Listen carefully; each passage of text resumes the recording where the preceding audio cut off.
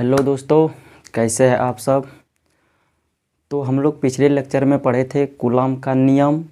आज हम लोग बढ़ेंगे उससे आगे, यानी कि कूलॉम के नियम का सदिश निरूपण पढ़ेंगे। लेकिन कूलॉम के नियम का सदिश निरूपण पढ़ने से पहले हम लोग इलेक्ट्रोस्टैटिक्स फोर्स और ग्रेविटेशनल फोर्स में क्या करेंगे, चर्चा करेंगे। इसके बीच में क्या अंतर है, क्या समानता है, इस सब के बातों पर चर्चा करेंगे। सबसे पहले एफ इलेक्ट्रोस्टैटिक फोर्स क्या कहता है। एफ इलेक्ट्रोस्टैटिक फोर्स कूलॉम के नियम से हम लोग क्या जानते हैं। यदि दो बिंदु आवेश अर्थात Q1 और Q2 एक दूसरे से कितनी दूरी पर, r दूरी पर स्थित हो, तब इन दोनों आवेशों के मध्य लगने वाला बल क्या होता है। F समानुपाती Q1 Q2। हम लोग पिछले क्लास में पढ़े हैं कूलॉम का नियम। कूलॉम का नियम क्या पढ़े हैं, यदि दो बिंदु आवेश एक दूसरे से कितना दूरी पर स्थित हो, r दूरी पर स्थित हो, तब उसके बीच लगने वाला बल क्या होता है। F समानुपाती Q1 Q2। और दूसरा क्या होता है, इसके बीच के दूरी के वर्ग का क्या है, वर्ग का व्युत्क्रमानुपाती होता है, यानी कि F व्युत्क्रमानुपाती r स्क्वायर। और हम लोग क्या करते हैं, ये दोनों को मिलाते हैं तो हम लोगों को कुछ ऐसा मिलता है कि नहीं मिलता है।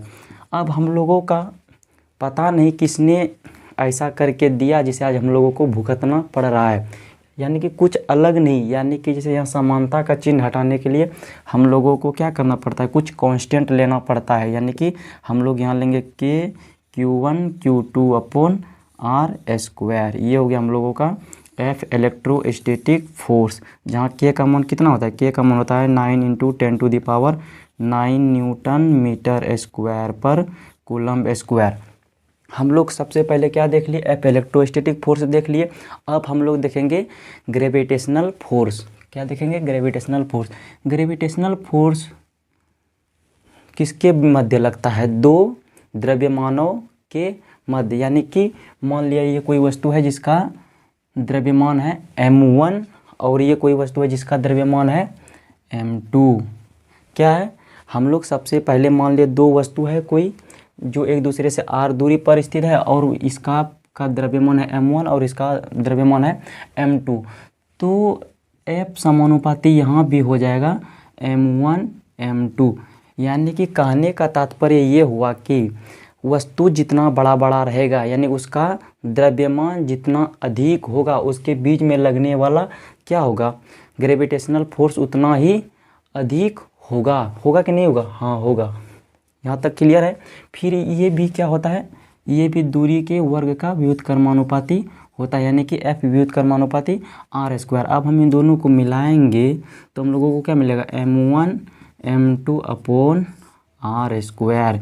यहाँ पे हम लोग क्या करेंगे, समानुपाती का चिन्ह हटाएंगे तो यहाँ g m1 m2 upon r square आएगा कि नहीं आएगा, हाँ आएगा। यहाँ तक क्लियर है। अब हम लोग क्या करेंगे, g का मान होता है 6.67 × 10⁻11 न्यूटन मीटर स्क्वायर पर kg स्क्वायर। क्योंकि यहाँ क्या है, द्रव्यमान है, इसीलिए हम लोग क्या लेंगे, kg लेंगे, यानी न्यूटन मीटर स्क्वायर पर kg स्क्वायर। अब हम लोग देखते हैं कि इसमें और इसमें बहुत सिमिलैरिटी है, यानी कि एक दूसरे से मिलता जुलता इसमें बहुत कुछ हम लोगों को देखने को मिलेगा। सबसे पहले इसमें देखेंगे सिमिलैरिटी, SIMILARITY। ये दोनों में आखिर क्या क्या समानता है। नंबर पहला, ये भी क्या है, वर्ग व्युत्क्रम नियम का पालन करता है। वर्ग व्युत्क्रम नियम का पालन। दोनों हम देखते हैं कि ये दोनों क्या है, वर्ग के इसके बीच के दूरी के वर्ग का क्या है, व्युत्क्रमानुपाती होता है, यानी कि F व्युत्क्रमानुपाती r स्क्वायर इसमें भी और इसमें भी। और दूसरा हम लोग क्या देखते हैं, acts along line joining centre. यानी कि ये दोनों फोर्स जो है ना, लाइनिंग ज्वाइनिंग सेंटर के बीच में ही लगता है, जैसे हम लोग यहाँ से देख सकते हैं। फिर हम लोग इसमें डिफरेंस देखेंगे, क्या क्या इसमें आखिर डिफरेंस होता है। डिफरेंस, ये दोनों में डिफरेंस क्या होता है। सबसे पहले electrostatic force, F electrostatics force, इसको हम लोग क्या पढ़ेंगे, इलेक्ट्रोस्टैटिक्स फोर्स क्या होता है। ये एट्रैक्टिव भी हो सकता है, attractive as well as repulsive. यानी कि इलेक्ट्रोस्टैटिक्स फोर्स क्या हो सकता है, अट्रैक्टिव भी हो सकता है और रिपल्सिव भी हो सकता है। जैसे हम लोग पिछली लेक्चर में ही बात कर चुके हैं कि यदि दो आवेश क्या हो, समान नेचर का हो, यानी कि ये भी प्लस हो ये भी प्लस हो, तो यहाँ क्या करेगा, ये दोनों एक दूसरे को दूर धकेलेगा, धकेलेगा नहीं धकेलेगा, हम लोग पढ़ चुके हैं। समान प्रकृति के आवेश क्या करता है, एक दूसरे को दूर धकेलता है यानी कि विकर्षित करता है।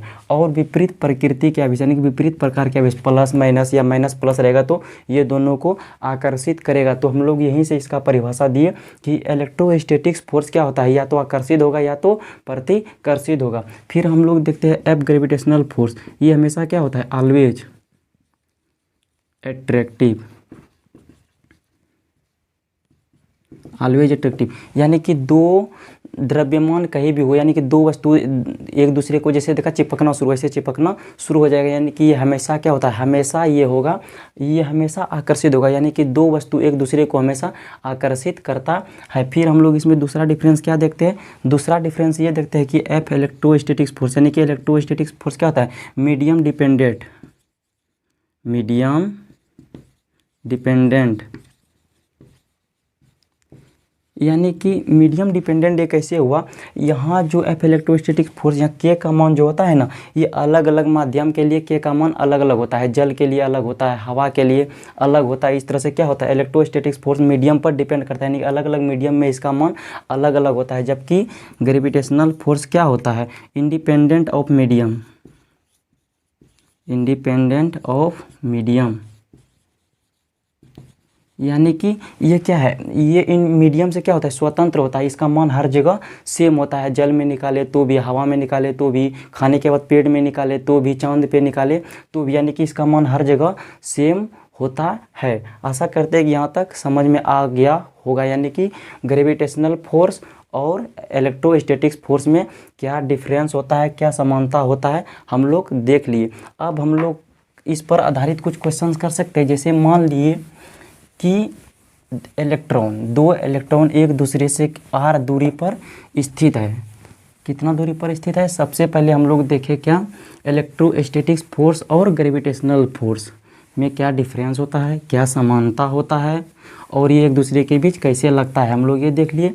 अब हम लोग जैसे मान लिए कि ये इलेक्ट्रॉन हुआ, ये भी इलेक्ट्रॉन हुआ, मान लीजिए इसके बीच का दूरी कितना है, r है। तो हम लोगों को करना क्या है, इसके बीच में लगने वाला इलेक्ट्रोस्टैटिक्स फोर्स और ग्रेविटेशनल फोर्स का रेशियो ज्ञात करना है। यानी कि इसके बीच में दो इलेक्ट्रॉन एक दूसरे से r दूरी पर स्थित है, तो हम लोग इसके क्या करेंगे, इसके बीच में लगने वाला इलेक्ट्रोस्टैटिक्स फोर्स और ग्रेविटेशनल फोर्स का क्या करेंगे, मतलब तुलना करेंगे, इसके रेशियो ज्ञात करेंगे। सबसे पहले हम लोग यहाँ कुछ कुछ बातें दिया हुआ है। हम लोग जानते हैं कि इलेक्ट्रॉन का आवेश कितना होता है, चार्ज ऑफ इलेक्ट्रॉन, इलेक्ट्रॉन का आवेश कितना होता है, 1.6 गुना 10⁻⁻19 कूलम। इलेक्ट्रॉन का द्रव्यमान कितना होता है, mass of electron, mass of electron कितना होता है भैया, मास ऑफ इलेक्ट्रॉन होता है 9.1 गुना 10⁻31 kg। फिर हम लोग यहाँ सबसे पहले क्या देखें, इलेक्ट्रॉन का आवेश इतना होता है, इलेक्ट्रॉन का द्रव्यमान इतना होता है, और हम लोग ये भी जानते हैं के का मान कितना होता है, 9 × 10⁹ न्यूटन मीटर स्क्वायर पर कूलम स्क्वायर। अभी तुरंत हम लोग देखे थे। फिर जी का भी मान हम लोगों को पता है, जी का मान कितना होता है, 6.67 गुना 10⁻11 न्यूटन मीटर स्क्वायर पर kg स्क्वायर। अब हम लोग क्या करेंगे, इसके बीच में लगने वाला ग्रेविटेशनल फोर्स और इलेक्ट्रोस्टैटिक्स फोर्स का क्या करेंगे, रेशियो पता करेंगे। सबसे पहले हम लोग क्या जानते हैं, इलेक्ट्रोस्टैटिक्स फोर्स के बारे में क्या जानते हैं, इलेक्ट्रोस्टैटिक्स फोर्स बराबर होता है K Q1 Q2 upon R square. Gravitational force क्या होता है, ग्रेविटेशनल फोर्स होता है G M1 M2 upon R square. हम लोगों को क्या करना है, इसका रेशियो पता करना है, यानी कि FE अपॉन FG। यहाँ क्या हो जाएगा, यहाँ हो जाएगा K Q1 Q2 upon R square, फिर हो जाएगा G M1 M2 upon R square. यहाँ R स्क्वायर से R स्क्वायर कैंसिल हो जाएगा, होगा कि नहीं होगा, हाँ हो जाएगा। अब यहाँ क्या बचा, FE अपॉन FG बराबर क्या हो जाएगा, K Q1 Q2 upon R square. यहाँ R स्क्वायर तो कैंसिल हो गया, सॉरी यहाँ R स्क्वायर नहीं होगा, यहाँ हो जाएगा G M1 M2। KQ1 Q2/G M1 M2। अब हम लोग इसका मान रखेंगे, K का मान कितना होता है, K का मान होता है यानी कि FE/FG बराबर क्या हो जाएगा, K का मान कितना होता है, K का मान यहाँ हम लोगों का लिखा हुआ है 9 × 10⁹। यहाँ हम लोग देखते हैं कि दोनों जगह इलेक्ट्रॉन ही है, यानी कि इलेक्ट्रॉन का आवेश क्या होगा, सेम होगा। तो हम लोग यहाँ क्या लिख सकते हैं, हम लोग इसको आगे लिख सकते हैं KQ2/G/M², क्योंकि दोनों जगह इलेक्ट्रॉन ही है, इलेक्ट्रॉन का आवेश सेम होगा और दोनों इलेक्ट्रॉन का द्रव्यमान सेम होगा। तो हम लोग इसको इस तरह से लिख सकते हैं। उसके बाद इलेक्ट्रॉन का द्रव्यमान लिखेंगे, फिर हम लोग आवेश लिखेंगे। अब हम लोग क्या लिखें, K का मान लिख लिए 9 × 10⁹ हो गया। अब हम लोगों को देखना है इलेक्ट्रॉन का आवेश कितना होता है। इलेक्ट्रॉन का आवेश हम लोग जानते हैं कितना होता है, 1.6 गुना, यहाँ हो जाएगा 1.6 गुना 10⁻⁹ का होल स्क्वायर। फिर यहाँ कितना हो जाएगा, यहाँ ग्रेविटेशनल फोर्स का मान कितना होता है, यानी कि ग्रेविटेशनल कांस्टेंट यानी कि G का मान कितना होता है, G का मान भी यहाँ हम लोगों को दिया हुआ है क्वेश्चन में। इसका मान होता है 6.67 गुना 10⁻11। फिर इसका इलेक्ट्रॉन का द्रव्यमान कितना होता है, मास ऑफ इलेक्ट्रॉन होता है 9.1 गुना 10⁻31। 9.1 गुना 10⁻31 का होल स्क्वायर होगा कि नहीं होगा, का स्क्वायर हो जाएगा। अब हम लोग इसको सॉल्व करेंगे ना, तो हम लोगों को इसका मान प्राप्त होगा 4.2 गुना 10⁻42। यानी कि हम लोग यहाँ से देख सकते हैं कि इलेक्ट्रोस्टैटिक फोर्स ग्रेविटेशनल फोर्स से इतना गुना बड़ा होता है। कितना बड़ा होता है, यानी कि इतना गुना प्रबल होता है। इलेक्ट्रोस्टैटिक फोर्स ग्रेविटेशनल फोर्स से इतना गुना क्या होता है, प्रबल होता है। ऐसा क्यों होता है, ऐसा इसलिए होता है क्योंकि हम लोग यहाँ देखते हैं K का मान G की तुलना में क्या है, बहुत बहुत बड़ा है। इसी कारण से इलेक्ट्रोस्टैटिक फोर्स ग्रेविटेशनल फोर्स से लगभग 10⁻42 गुना प्रबल या बड़ा होता है। यहाँ तक क्लियर है, ठीक है। अब हम लोग बढ़ते हैं आगे। हम लोग पिछले क्लास में पढ़े थे, यानी कि पिछला लेक्चर में पढ़े थे कूलॉम का नियम। हम लोग जानते हैं कि बल एक सदिश है और सदिश को दर्शाने के लिए परिमाण के साथ साथ दिशा भी क्या होता है, आवश्यकता होता है। हम लोग जानते हैं कि बल एक सदिश है और बल को दर्शाने के लिए या दिखाने के लिए परिमाण के साथ साथ दिशा भी चाहिए। किसी भी सदिश को दिखाने के लिए क्या क्या चाहिए, दिशा और परिमाण के साथ साथ दिशा भी चाहिए। और हम लोग जानते हैं कि बल क्या है, एक सदिश है। हम लोग कूलॉम का नियम में पढ़े थे KQ1Q2/R² में दो आवेशों के मध्य आकर्षण या विकर्षण बल हम लोग इससे ज्ञात किए थे। तो हम लोग इसमें सिर्फ आवेशों के मध्य लगने वाला बल का परिमाण ज्ञात किए थे, जो कि अपने आप में क्या था, एक आधा अधूरा था, यानी कि एक अधूरी कहानी ही रह गई। ये मतलब उसको पूरा डिफाइन नहीं कर पाता है, सिर्फ दो आवेशों के मध्य लगने वाले बल का परिमाण को बताता है। जबकि बल एक सदिश राशि है, उसका दिशा भी जरूरी है। ये कूलॉम का नियम इसमें असमर्थ है, इस नियम से ये असमर्थ है। अब इसको हम लोग दिशा के साथ साथ परिमाण के साथ साथ दिशा को दर्शाने के लिए ही क्या पढ़ना पड़ता है हम लोगों को, कूलॉम के नियम का सदिश निरूपण। हम लोगों का नेक्स्ट टॉपिक है कूलॉम के नियम का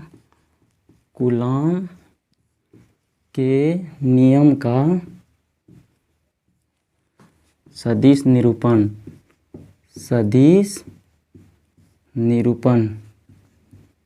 हम लोगों का नेक्स्ट टॉपिक क्या है, नेक्स्ट टॉपिक है हम लोगों का कूलॉम के नियम का सदिश निरूपण। सबसे पहले हम लोग क्या करेंगे, कूलॉम के नियम को सदिश निरूपित करने के लिए हम लोग क्या करेंगे, सबसे पहले एक कार्तीय तल लेंगे। कार्तीय तल के बारे में आप लोग भली भांति परिचित होंगे, आशा करते हैं कि आप लोगों के लिए नया नहीं है, ठीक है। ये मान लिया हम लोगों का एक्स एक्सिस, ये वाई एक्सिस, ये हो गया ओरिजिन, ठीक है। अब हम लोग मान लिए यहाँ एक बिंदु आवेश Q1, यहाँ Q2 है, यहाँ Q1 है। मान लिए दो बिंदु आवेश एक दूसरे से r दूरी पर स्थित है। मान लीजिए इसके बीच का दूरी क्या है, r है।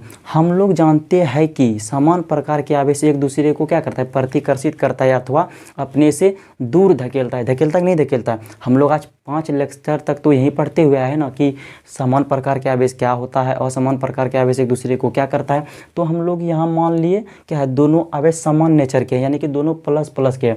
अगर दोनों आवेश समान नेचर के यानी कि समान प्रकार के यानी कि प्लस प्लस है तो क्या करेगा, ये दोनों एक दूसरे को अपने से दूर धकेलेगा। इसमें कोई दोस्ती रिश्तेदारी का मामला नहीं है, इसको कभी एक दूसरे से प्यार नहीं हो सकता। तो मान लिए Q1 जो है ना Q2 को इधर धकेल रहा है। क्या कर रहा है, Q1 Q2 को उधर फोर्स लगा रहा है और ऊपर की ओर धकेल रहा है। जब Q1 इसको इस फोर्स से धकेल रहा है तो Q2 भी तो इसको इधर धकेलेगा।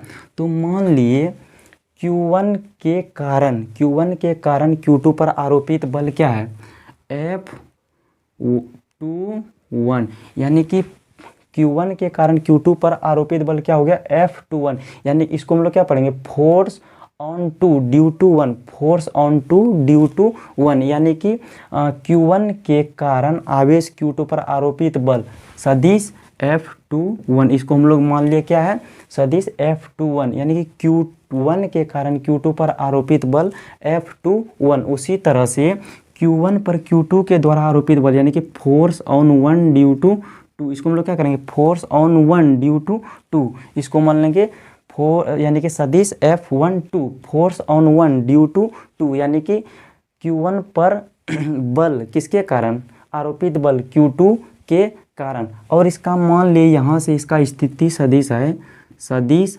R, सदिश क्या है, इसको हम लोग मान लेंगे सदिश R2 और यहाँ से इसका स्थिति सदिश मान लेंगे सदिश R1। यहाँ तक क्लियर है। अब हम लोग ये क्या किया, हम लोग सबसे पहले मान लिए क्या है, कार्तीय तल है और यहाँ कोई दो बिंदु आवेश एक दूसरे से कुछ दूरी पर स्थित है। जब दोनों एक दूसरे से क्या है, कुछ दूरी पर स्थित है और ये दोनों क्या है, समान प्रकार के आवेश है, तो ये दोनों एक दूसरे पर कुछ ना कुछ बल लगाएगा और दूर धकेलेगा। तो हम लोग मान लिए Q1 के कारण Q2 पर आरोपित बल कितना है, F21, और Q2 के कारण Q1 पर आरोपित बल है F12। अब मान लिए Q2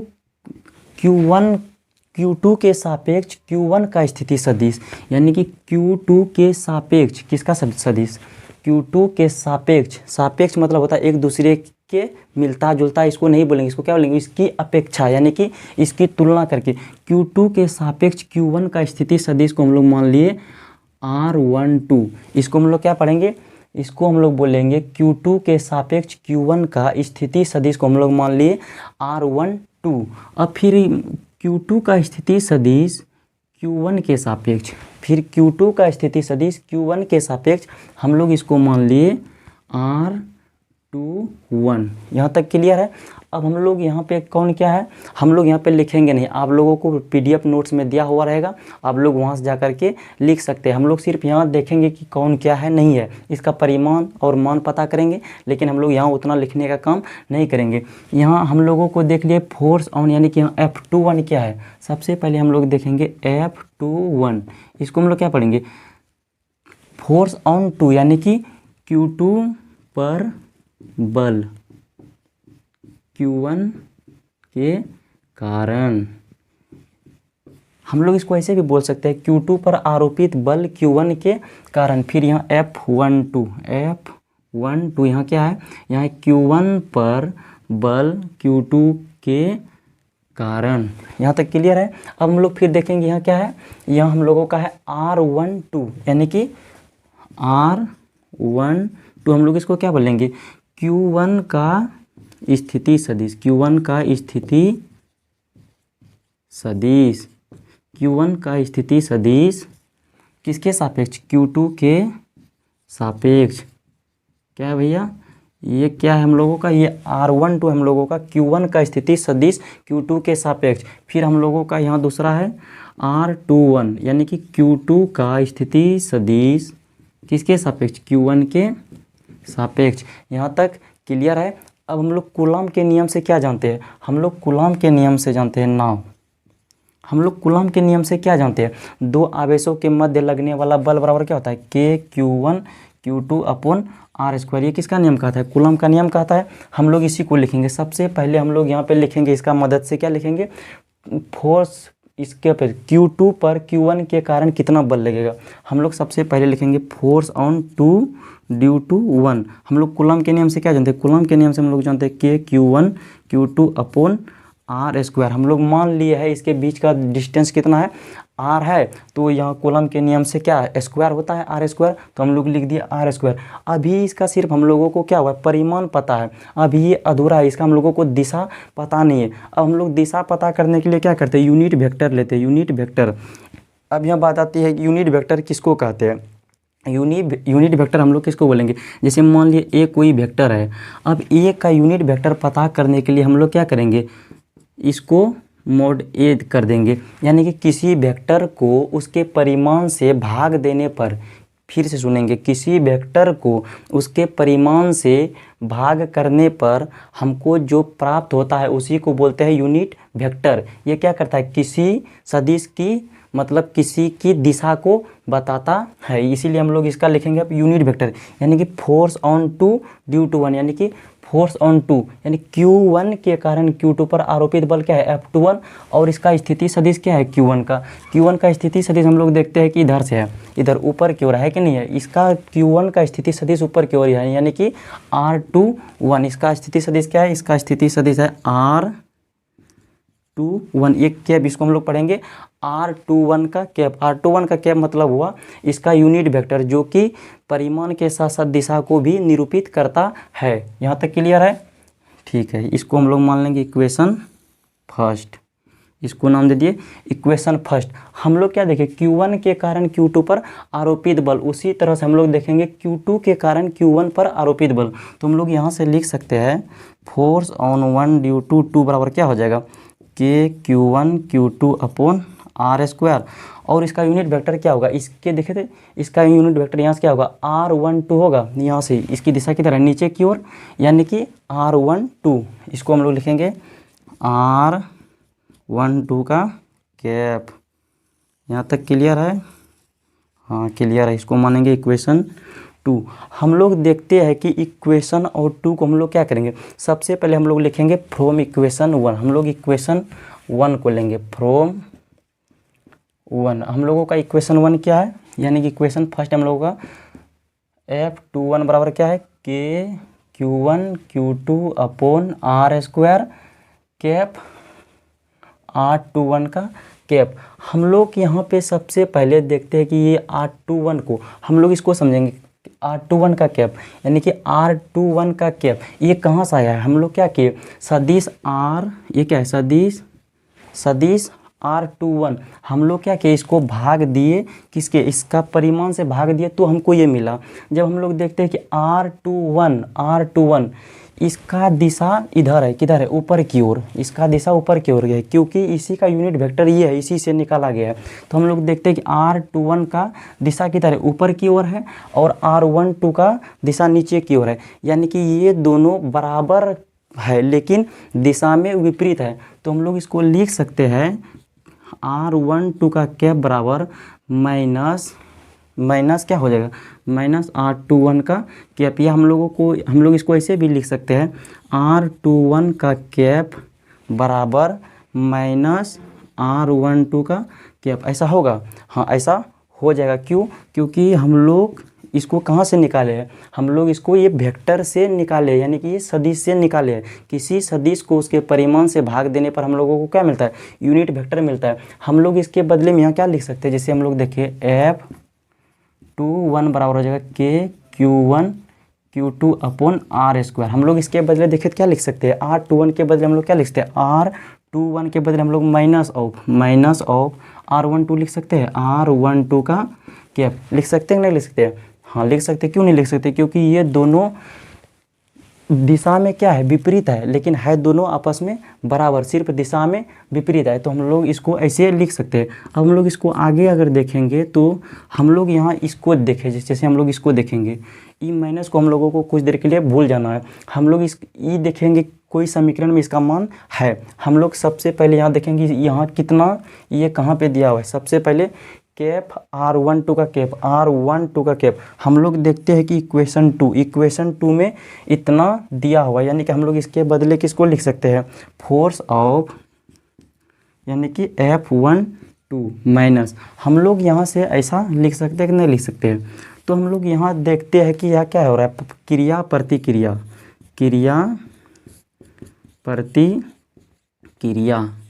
यानी कि हम लोग यहाँ से कह सकते हैं कि मतलब इलेक्ट्रोस्टैटिक्स फोर्स, यानी कि कूलम का नियम न्यूटन के तृतीय गति नियम का पालन करता है, यानी कि क्रिया के बराबर प्रतिक्रिया हो रहा है। हम लोग यहाँ पे इसको ऐसे लिख सकते हैं। हम लोग फिर इसको एक बार अच्छे से समझते हैं। सबसे पहले हम लोग क्या किए, एक कार्तीय तल लिए, हम लोग इसको मान ले एक्स एक्सिस, इसको मान ले वाई एक्सिस। हम लोग फिर यहाँ दो आवेश ले लिए, इसको माने Q1, इसको माने Q2। उसके बाद इसका स्थिति सदिश माने यहाँ से R2, इसका माने R1। यहाँ तक क्लियर है। फिर इसके कारण इस पर बल माने F21, इसके कारण इस पर माने F12। इस तरह से हम लोग यहाँ सब लिख दिए। फिर इसको सॉल्व किए तो हम लोगों को ऐसा कुछ देखने को मिला। यहाँ तक क्लियर है। कूलॉम का सदिश निरूपण, अब हम लोगों को कूलॉम का सदिश निरूपण हो गया कंप्लीट। और हम लोगों को एक टॉपिक पढ़ना है। क्या पढ़ना है, नेक्स्ट टॉपिक। और हम लोगों का आज का नेक्स्ट और लास्ट टॉपिक है अध्यारोपण का सिद्धांत। क्या है, अध्यारोपण का सिद्धांत या बहुल आवेशों के बीच बल। नेक्स्ट टॉपिक हम लोगों का अध्यारोपण का सिद्धांत, यह हम लोग इसी को बोलते हैं बहुल आवेशों के बीच बल। बहुल आवेशों के बीच बल, बहुल आवेशों के बीच बल। हम लोगों का नेक्स्ट टॉपिक है अध्यारोपण का सिद्धांत। इसी को हम लोग दूसरा नाम से बुलाते हैं बहुल आवेशों के बीच बल। सबसे पहले हम लोग भूल जाए कि कुछ देर के हम लोग बोर्ड में कुछ लिखे हैं, मान लिए कुछ लिखा हुआ नहीं है, इसको भूल जाएंगे।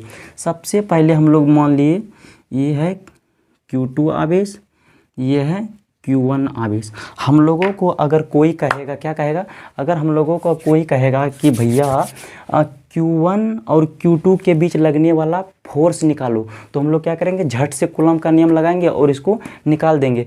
ये हम लोग पढ़े। लेकिन अगर हम लोगों को कोई बोलेगा Q1 और Q2 के बीच लगने वाला फोर्स निकालो, तो हम लोग क्या करेंगे, कूलॉम के नियम से निकाल देंगे। ये इस पर लगाएगा फोर्स प्रतिकर्षण, ये इस पर लगाएगा, तो हम लोग कूलॉम के नियम से इसके बीच का फोर्स निकाल देंगे। लेकिन मान लिए कि यही Q2 पर, यहाँ हम लोगों का आ गया Q3 आवेश, यहाँ आ गया Q4 आवेश, ये हो गया Q5 आवेश, ये हो गया Qn आवेश। अब हम लोगों का कहेगा इसके बीच में फोर्स निकालो। हम लोगों के बीच अब नेक्स्ट क्वेश्चन आ जाता है। नेक्स्ट क्वेश्चन क्या आता है, हम लोगों को कहेगा Q1 कोई आवेशित क्या है, मतलब आवेशित वस्तु है, या हम लोग क्या पढ़ते हैं, छोटा छोटा आवेश लेते हैं। मान लीजिए Q1 आवेश है, अब इस पर हम लोगों को बहुत सारा ढेर सारा आवेश दे दिया। ये Q3 दे दिया, Q2 दे दिया, Q4, Q5, Qn, यानी कि बहुत सारा आवेश दे दिया। और हमको बोला गया कि इस सब की वजह से, मतलब ये मतलब यहाँ जितना आवेश है सब मिला करके इस पर कितना फोर्स लगाएगा, तो हम लोगों का बोलती बंद हो जाएगा, है कि नहीं है। क्योंकि हम लोग तो कूलॉम के नियम से क्या पढ़े हैं, सिर्फ दो आवेशों के बीच लगने वाला आकर्षण या प्रतिकर्षण बल निकालते हैं। लेकिन यहाँ तो बहुत सारा आवेश है। अब क्या होगा, यहाँ हैरान होने की ज़रूरत नहीं है। तो इसी के लिए लाया गया या आया अध्यारोपण का सिद्धांत या बहुल आवेशों के बीच बल। अब हम लोग समझेंगे अध्यारोपण का सिद्धांत कहते किसको है। अध्यारोपण का सिद्धांत या बहुल आवेशों के बीच बल ये कहता है कि ये Q1 पर जो लगने वाला बल होगा ना, Q3 इस पर जितना बल लगाएगा, Q2 इस पर जितना बल लगाएगा, Q4 इस पर जितना लगाएगा, और इसी तरह से Qn जितना बल लगाएगा, ये सब जितना बल लगाएगा इसका क्या कर देना है, सदिश योग कर देना। यानी कि इसका सदिश योग, इसके बल का सदिश योग, इसके बल का सदिश योग कर देना है। जितना बल का मान आएगा वही इस पर लगने वाला नेट बल का मान होगा। और दूसरा बात इसने ये भी कहता है कि Q3 Q1 पर जितना बल, मान लिए कि अभी इस सबको भूल जाएंगे, यानी कि Q2 Q4 Q5 Qn ये सब कोई भी आवेश नहीं है, तो Q3 Q1 पर जितना बल पहले लगाता था Q2 के आने पर भी उतना ही लगाएगा। इसके बीच में कोई क्या होगा, फर्क नहीं पड़ेगा। इसके मतलब जो लगाने का बल है इसके बीच कोई प्रभाव नहीं पड़ेगा। इस पर नेट बल का प्रभाव पड़ेगा, नेट बल बढ़ेगा या घटेगा, किस पर, Q1 पर। लेकिन Q3 और Q1 के बीच का जो रिश्ता है, अमूल्य रिश्ता, ये कभी मतलब क्या होगा, धोखाधड़ी में नहीं आएगा, यानी कि किसी के बहकावे में नहीं आने वाला है।